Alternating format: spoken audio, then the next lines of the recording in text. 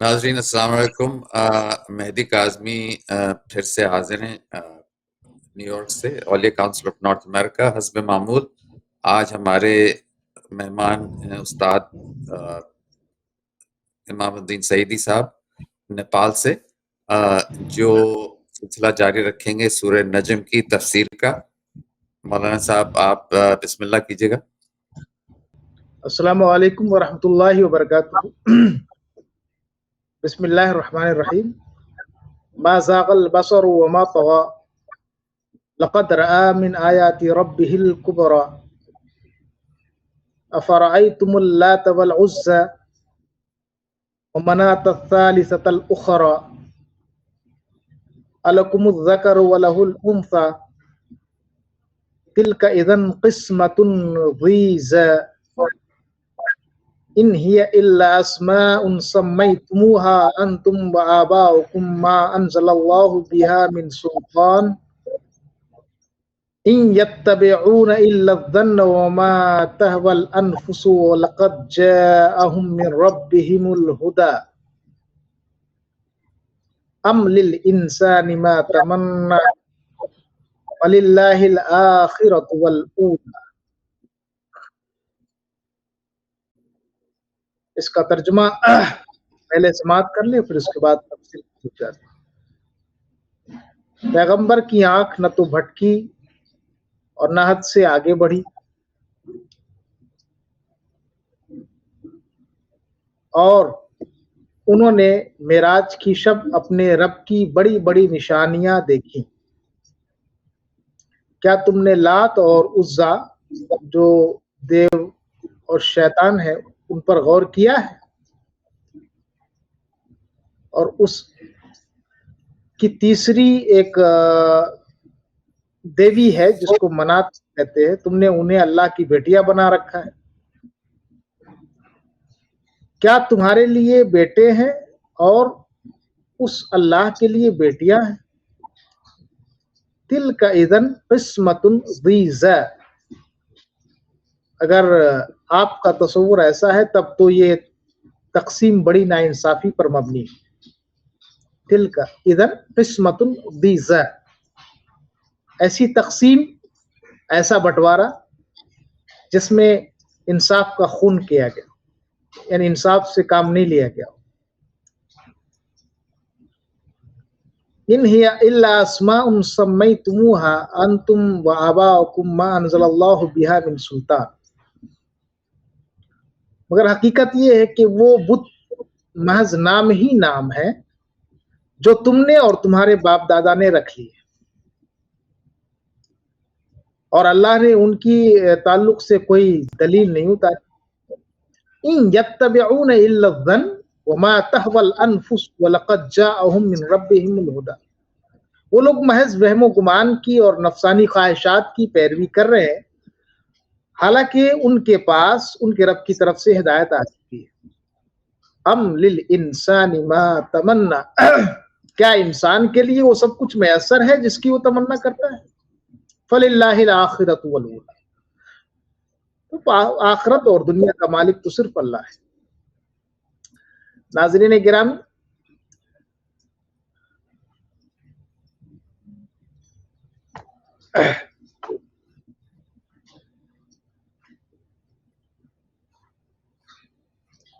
پچھلی جو نشست تھی اور پچھلی گفتگو تھی وہ ان آیات کے تعلق سے جو شب معراج کے واقعات اور اس کے اسرار و حقائق پر روشنی ڈالتی۔ اس میں ایک بات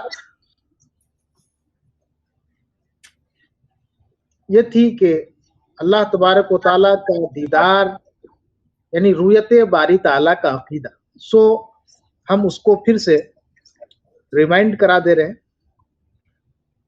اور تاکہ گفتگو کا تسلسل سامعین کے لیے برقرار رہے کہ وہ گزشتہ سے جو گفتگو ہوئی تھی وہ آنے والی گفتگو اس سے پیوستہ ہو۔ رویت باری تبارک و تعالیٰ پہ بات چلی تھی، اس میں بھی جو میں نے آیت تلاوت کی اس میں بھی رویت کی بات ہے، पैगंबर आजम सल्लल्लाहु अलैहि वसल्लम के देखने और उनके जलवे खुदाबंदी के मुशाहिदे की बात है, और फिर उसकी कैफियत बयान की गई। मा ज़ागल बसर व मा तगा, कि आपने ऐसे वैसे नहीं देखा, आपने किस तरह देखा, उस देखने की कैफियत बयान की जा रही कि मा ज़ागल बसर व मा तगा, न निगाह इधर उधर भटकी और ना हद से आगे बढ़ी। वलक़द रआ मिन आयाति रब्बिहिल कुबरा, और अपने रब की बड़ी बड़ी निशानियां देख ली।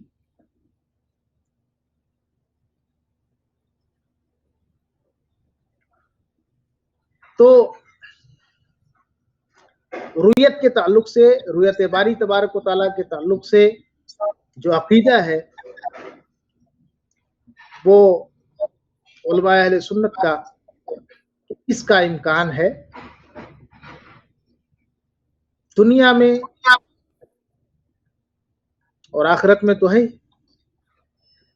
अब दुनिया में देखने की बात जो है, दुनिया में किन आंखों से, किस तरह से, तो इस सिलसिले में सूफिया किराम ने फरमाया कि जिस तरह वो किसी पर अपना जलवा जाहिर करे, बस वो उसी तरह देख सकता है। जिस तजल्ली में वो अपने आप को किसी पर बेनकाब कर दे, उसी तजल्ली में उसको देख सकता है। और ये रूयत इंसान के मकाम और उसके मर्तबे विलायत के हिसाब से होती रहती। दीदार खुदाबंदी की नेमत जो है वैसा नहीं कि यकसा है। पहली बात तो ये जान ले कि सूफिया का अपना एक इरफानी कह ले, उनका एक अपना उसूल है कि तजल्ली में तकरार, यानी रब तबारक व तआला को अगर कोई देखता है या उसके जलवे का मुशाहिदा करता है, उसके हुस्न मुतलक की शुआओं का अगर कोई दीदार करता है, तो पहली बात यह है कि उसमें तकरार नहीं, रिपीटिशन नहीं, कि एक ही चीज है बार बार दिखाई जा रही। तजल्ली में तकरार नहीं,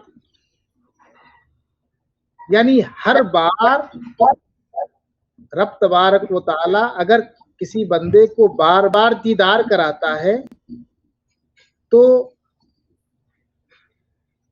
हर बार एक नई तजल्ली,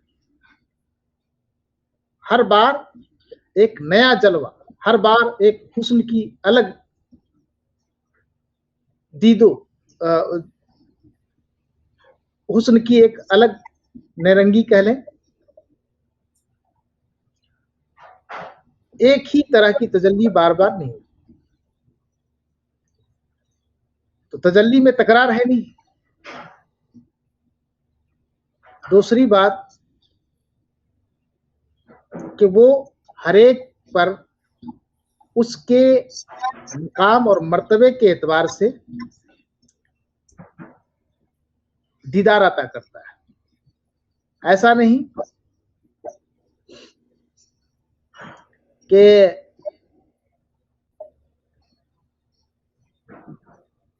औलिया में, वरफा में, आरफीन में, मुकर्रबीन में वो एक ही किस्म, एक ही तरह से, एक ही दर्जे का जलवा दिखाता है। वो हर साहिबे विलायत के, साहिबे मार्फत के यहाँ उसके ज़र्फ और उसके मकाम और उसके मर्तबे के हिसाब से अपनी तजल्ली का इंकशाफ करता है, उस पर ज़ुहूर करता है। तो दो बात, तजल्ली में तकरार नहीं, वो अपनी ज़ात के एतबार से अल-आन मकान, उसमें कोई तलव्वुन और उसमें कोई तब्दीली नहीं, जैसा था वैसा है। لیکن اپنی شان اور اپنی صفت اور اپنے حسن کی نیرنگیوں کے اعتبار سے کل یومن ہوا فی شان، ہر دن اس کی ایک نئی شان. اور بہت خوبصورت اشعار کہے ہیں اس حوالے سے. اگر او دیدہ دادت کے دیدارش بہو بینی، اگر او دیدہ دادت کے دیدارش بہو بینی طلب کن دیدہ آخر کے دیدار دیگر دار.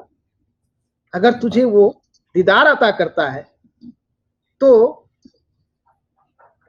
وہ دیدار لینے کے بعد پھر سے دوسری آنکھ طلب کر کہ ایک دوسرا دیدار بھی ہے، اس کا ایک دوسرا جلوہ بھی ہے. اگر ہر ساختے صدبار رخسارش بسد دیدت ہمیں بینی مشوقانے کے رخسارے دیگر دار. اور اقبال نے بڑا خوبصورت شعر کہا کہ ہر لحظہ نیا طور نئی برق تجلی، اللہ کرے مرحلے شوق نہ ہوتا ہے. تو تجلیات کے تنوع کا یہ عالم ہے کہ یہاں پہ کوئی حد ہی نہیں، لامحدود. اور حضرت خواجہ ابو سعید ابو الخیر کی ایک ربائی ہے، غازی برہ شہادت اندر تگو پوست، غافل کہ شہید عشق فاضل تر ازوست، در روز قیامت ای بدا کے ماں کی کشت دشمنست وہاں کشت دوست. یعنی غازی اگر شہید ہو جائے تو کشت دشمن ہوتا ہے، اور عاشق الہی کی شہادت دوست کے ہاتھوں سے واقع ہوتی ہے. اس سے استدلال کیا کہ شہید عشق کو جہاد میں شہادت پانے پر بھی فضیلت. تو یہ ہے. اور دوسری بات جو اس میں تھی کہ وہ ہر ایک پر اس کے ظرف اور اس کے مقام اور مرتبے کے اعتبار سے منکشف ہے. آپ یوں قیاس نہیں کر سکتے کہ ایک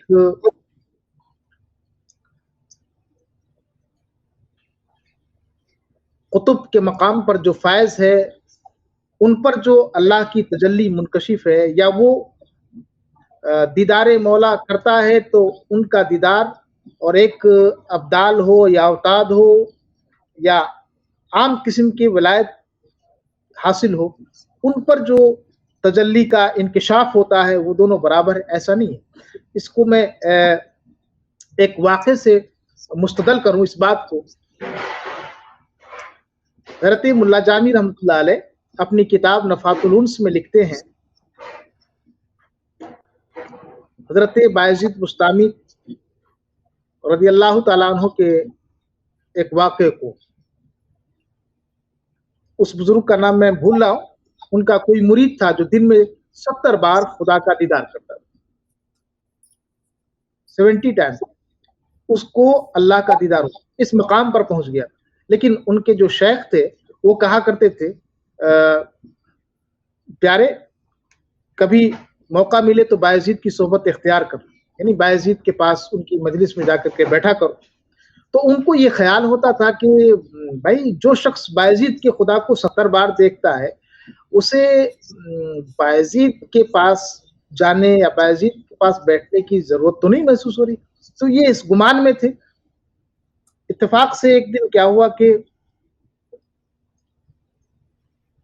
شیخ صاحب کے ساتھ وہی مرید کسی سفر پہ جا رہے تھے، ندی کنارے، نہر کنارے، اور اسی نہر کنارے ایک پہاڑی تھی، ٹیلا تھا. وہاں پہ حضرت بایزید بستامی کھڑے تھے اور بالکل اپوزٹ سائڈ میں، یعنی ادھر سے جا رہے ہیں تو وہ ادھر رک کیے ہوئے، اور اس وقت سورج ڈوب رہا تھا اور وہ غالباً سورج کی آنکھوں میں آنکھیں ڈالے استغراق کے عالم میں تھے، یعنی استغراق کی انتہائی کیفیت میں حضرت بایزید بستامی تھے. تو جو ان کے شیخ تھے وہ پہچانتے تھے، تو انہوں نے کہا اپنے اس مرید سے کہ بیٹا میں تم کو کہا کرتا تھا کہ بایزید کے پاس کبھی چلے جایا کرو، ان کی صحبت میں بیٹھو، ان کی مجلس میں بیٹھو، لیکن شاید ابھی تک تم وہ شرف نہیں حاصل کر پائے. چلو اللہ نے ایک بہترین حسین موقع دیا. آج سلطان العارفین حضرت بایزید بسطامی ہمیں راستے میں مل گئے، وہ سامنے کھڑے ہیں. جاؤ ان سے نیاز حاصل کرو، دستبوسی کرو اور سلام پیش کرو. یہ مبارک دن ہے تمہارے لیے. وہ مرید اپنے پیر کے حکم کی تعمیل کے لیے اور اس سعادت کو حاصل کرنے کے لیے آگے بڑھا. جیسے ہی حضرت بایزید بسطامی کے قریب پہنچا انہوں نے ادباً سلام عرض کیا. حضرت بایزید بسطامی کا رخ جو تھا، چہرہ بالکل الٹا تھا. پیچھے سے وہ آ کر کے سلام کر رہے تھے اور آپ دوسرے سمت میں اپنا رخ کیے ہوئے تھے. تو حضرت بایزید بسطامی نے اپنا چہرہ گھما کر کے اس کی طرف توجہ کی، اس مرید کی طرف. تو جیسے ہی توجہ پڑنی تھی کہ وہ چل کر کے راکھ ہو گئے. بس جیسے ہی نگاہ ڈالی اس کی تاب نہ لا کر کے اجل کے راکھ ہو گئے.